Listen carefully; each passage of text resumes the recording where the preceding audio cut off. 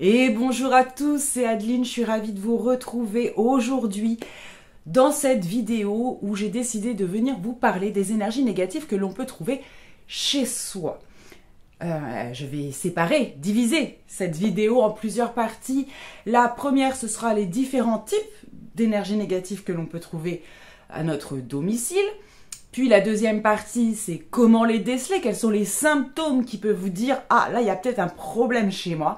Et pour finir, tout simplement les méthodes. Voilà, tout un programme, n'est-ce pas? Alors on est parti pour cette première partie. Quels sont les différents types d'énergie négatives que l'on peut trouver à notre domicile? Alors je dis à notre domicile, mais bien évidemment qu'il ne s'agit pas que de la maison. Ça peut être également le terrain tout entier, un domaine tout entier. Voilà, ça ne s'arrête pas au mur de la maison, d'accord? Car beaucoup de choses ont eu lieu avant même les constructions de la maison. Alors on est parti pour le premier type d'énergie négative, les plus courantes, les plus communes, que l'on retrouve dans toutes les habitations. Ce sont les mémoires. Il faut comprendre que tout dans cet univers est énergie. Chaque pensée, parole, action laisse des traces énergétiques. Ces empreintes énergétiques qui restent stagnantes, mais qui peuvent également s'incruster, s'infiltrer dans les murs, les plafonds, les sols, les poutres, tout ce qui est finalement matériel, tout ce qui est poreux. C'est ce qu'on appelle, si vous avez pu vous apercevoir, les mémoires des lieux, les mémoires des murs, tout ça. Ça regroupe tout ça. Par exemple, si vous rachetez une maison alors que avant, par exemple, je viens de dire 2 fois par exemple, mais bon, c'est pas grave. Il y a eu beaucoup de conflits de couple, où vous savez, il y a des maisons comme ça, où tous les couples qui rentrent dedans finissent par divorcer. Pourquoi? Parce qu'il y a cette empreinte de base énergétique de la dispute et de la séparation. C'est qu'un exemple. C'est peut-être pas le meilleur, mais au moins, celui-là, tout le monde voit. C'est pas forcément des trucs dramatiques. Dans ce cadre, et uniquement dans ce cas de mémoire, vous pouvez bien évidemment entreprendre des nettoyages seuls, entre guillemets, en pleine conscience, jusqu'à complète purification. Évidemment, cela peut prendre parfois plusieurs fumigations. D'accord? Je vous mets en lien en dessous de cette vidéo plusieurs choses. Un PDF entièrement et complètement gratuit sur le protocole à suivre pour une purification de maison. 2. Un petit récit sympathique d'une purification de domaine que nous avons entrepris avec mon collègue. Troisièmement, la vidéo que j'ai faite pour la fumigation pour avoir plus de précision. Voilà. J'espère que tout ça vous sera utile. N'hésitez pas à aller voir tout ça, c'est gratuit et ça peut vous apprendre des choses. Ensuite, on passe à des énergies négatives qu'il est difficile et que je ne vous conseille pas d'entreprendre tout seul. Nous avons, dans un premier temps, les différentes présences. Il peut y avoir des présences d'âmes attachées à ce lieu. Mais attention, ce ne sont pas forcément des âmes qui sont décédées dans ce lieu. Si quelqu'un est très attaché à sa maison, même s'il décède à l'extérieur, il peut s'y retrouver.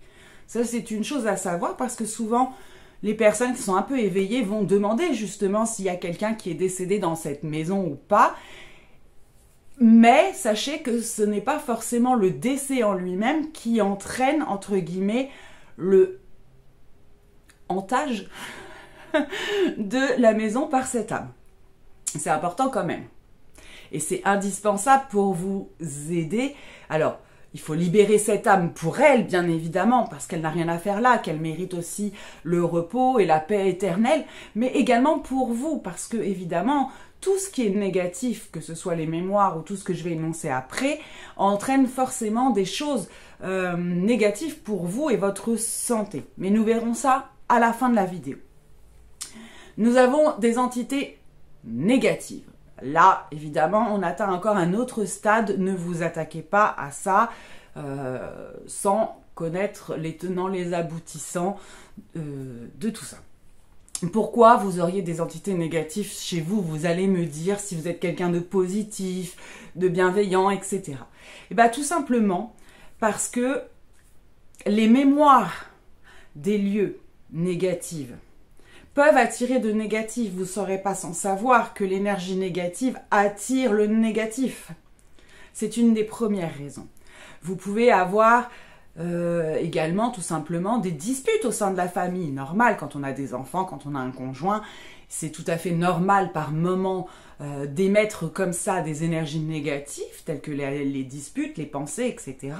qui vont elles-mêmes attirer des choses négatives, surtout en ce moment.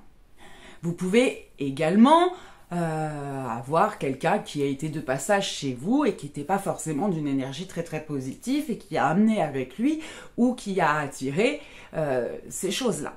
Et finalement, malheureusement, on se trouve vite dans un espèce de cercle vicieux.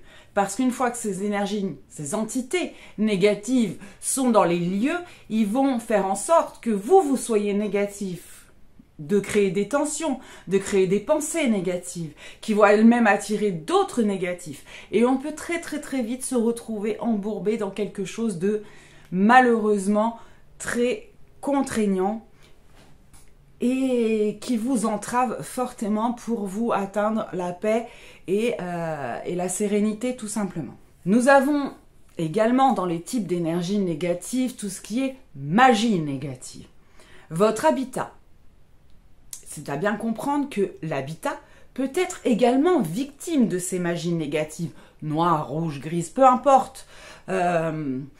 Soit parce que on vous attaque directement et parfois dans les vœux, dans les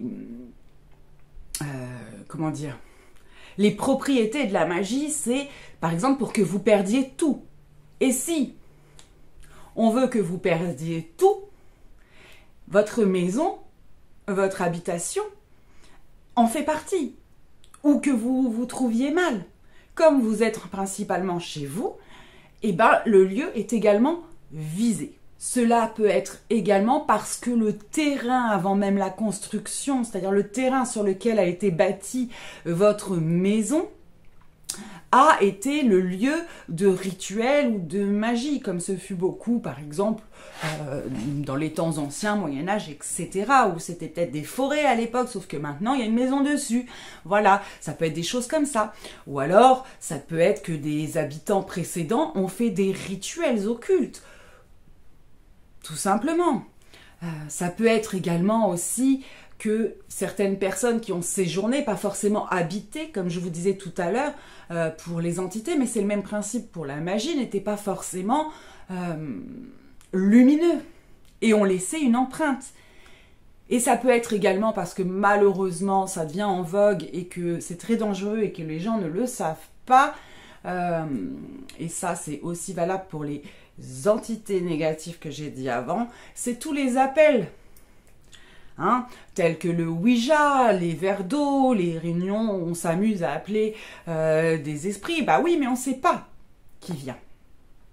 Et c'est très rarement quelqu'un de positif qui répond à ce genre de choses. Et je tiens à le dire, le redire et le re-redire. Faites attention à ce que vous faites. Parfois, le désespoir nous amène à vouloir rentrer avec un défunt. Parfois, nos enfants font pour s'amuser des choses, surtout qu'on vient de passer Halloween, c'est tout à fait propice. Mais faites attention, je vous le rappellerai jamais assez, vous ne vous rendez pas compte des portes que vous ouvrez. Voilà, c'est pas pour vous faire peur, mais c'est pour que bien le plus de personnes puissent prendre conscience de ce qui existe derrière. Ok ? Alors maintenant, on va passer à la partie 2. Oui, mais alors comment savoir s'il y a quelque chose de négatif dans mon habitat? Alors, pour les personnes qui ont un clair ressenti ou qui ont plus ou moins des dons de médiumnité, ça va être très simple, vous allez le ressentir quasiment directement. Bon, passons. Mais disons que pour la plupart des gens. Alors, la première chose, ça va être tout simplement une fatigue, une espèce de fatigue chronique, où en fait quand vous êtes chez vous, vous n'arrivez pas à vous recharger, quel que soit votre temps de sommeil, quel que soit, voilà, vous allez vous réveiller le matin, limite aussi fatigué, voire plus que quand vous vous êtes couché. Vous voyez, ce genre de choses déjà peut indiquer qu'il y a quelque chose de bizarre. Vous pouvez avoir un sentiment d'oppression ou de mal-être quand vous êtes dans votre maison et que bizarrement vous ne ressortez pas à l'extérieur. Pour ça, évidemment, il faut être attentive à soi-même. D'accord? Au niveau de notre respiration, au niveau de nos émotions, est-ce qu'il y a une différence à chaque fois que je rentre chez moi? Vous pouvez également avoir des sentiments négatifs tels que la tristesse, la colère ou toute autre finalement émotion négative qui vous paraissent bizarres parce que ça ne semble pas vous appartenir. D'accord? Une tristesse, vous ne savez pas pourquoi, qui vient d'un coup alors que vous n'êtes pas triste. Hein? Ou une colère alors que il n'y a pas de raison. Vous voyez ce que je veux dire? Quelque chose qui ne colle pas avec vous ou avec votre vie actuelle, mais qui est là. Vous pouvez également avoir des successions de problèmes au niveau des appareils électriques ou électroménagers. D'accord? Des bugs fréquents, des choses qui sonnent sans arrêt ou de nombreuses pannes consécutives sur ce genre d'appareil. Vous pouvez également avoir des attaques nocturnes répétées que souvent on va à tort associer à des paralysies du sommeil. Vous pouvez également avoir des phases d'insomnie ou des phases de réveil, notamment toujours bizarrement vers 3 heures du matin. Vous pouvez également... Il y a beaucoup de choses, hein, je ne vais pas pouvoir toutes vous les dire. Je vous en dis que quelques-unes, mais je sais que c'est peut-être les plus fréquentes et en tout cas celles qui sautent le plus aux yeux. Des disputes régulières au sein de la famille. Hein, des choses comme ça qui reviennent, où il y a une mauvaise entente générale. Tout ça, ça peut être dicté par ces choses invisibles, négatives, qui ont leur raison et leur but à vous faire vivre tout ça. Alors maintenant, comment y remédier, vous allez me dire? Eh ben, pour tout ce qui est mémoire, je vous l'ai dit en première partie, vous pouvez essayer d'y remédier seul par des protocoles de purification, de nettoyage, dont je vous le rappelle, je mets les liens en dessous, notamment du PDF gratuit et des vidéos explicatives.